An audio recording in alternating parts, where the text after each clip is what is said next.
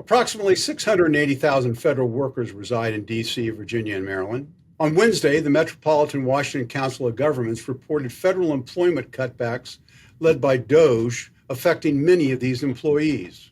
Closer to home in Montgomery County, the county executive reports that approximately 1,000 county residents have lost their federal jobs. Nancy, the county and the states have recognized the personal impact that these reductions in force will have on communities, as well as the collateral impact on county and state budgets.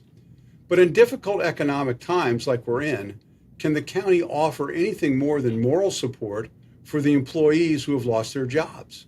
Well, at this point, the difficult economic times that we're in are created by the moron who is in the White House right now.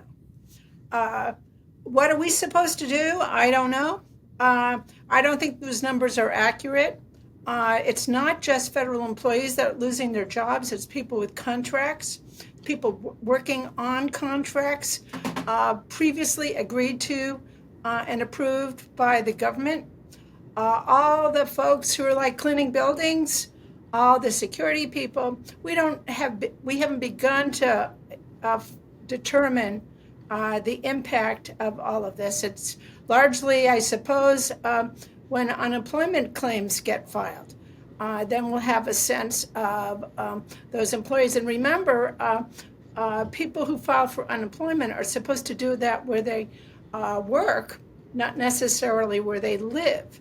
So how that gets sorted out between the District of Columbia and Maryland, we'll have to see. At the end of the day, I'm sure that Montgomery County, every jurisdiction is supportive of its employees, but we've got our own problems to resolve, and the implications of what's happening and coming out of the White House remain unclear because it changes every day. Who knows what he's done today, and who knows what will happen over the weekend.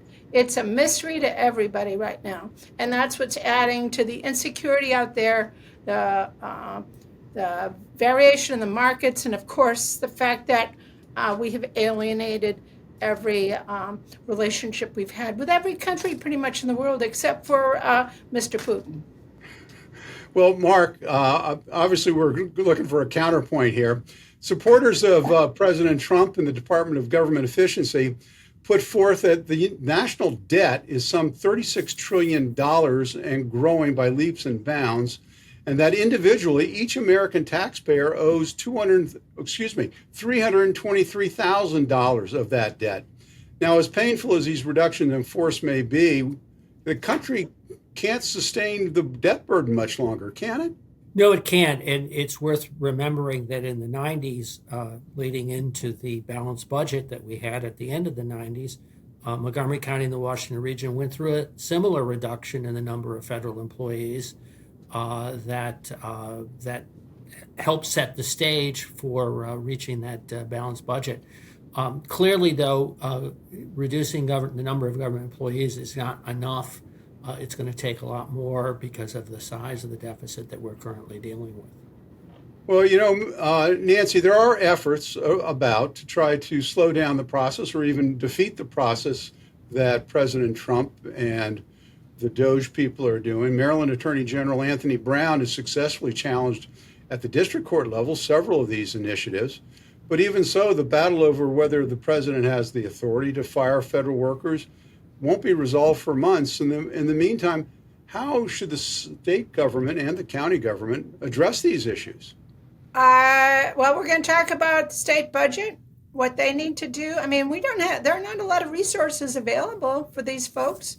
The question, as I mentioned earlier, is what's going to happen with respect to unemployment compensation and other sorts of things.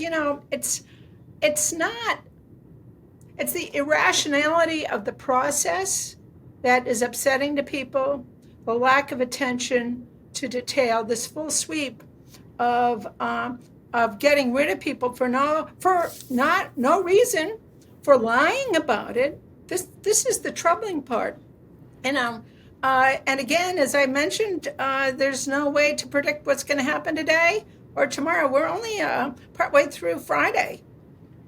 Gosh knows what the next executive order is going to be. Well, but to address one of the Do you propose that earlier we points, create a fund to help everybody? And who's going to pay for that? Huh? well, that's a great question, but here's the difficulty, Nancy, and I'm going to have Mark address this. Mark, you wrote a very well-written piece about the upcoming off-year election in Virginia, and in which you point out that the Maryland deficit before the DOGE layoffs was $3 billion. And a recent Gonzalez poll says that Maryland West Governor Moore has seen his approval rating dip by 6%, leaving Marylanders dispirited. Yet all of that is being offered by the governor and the General Assembly are higher taxes.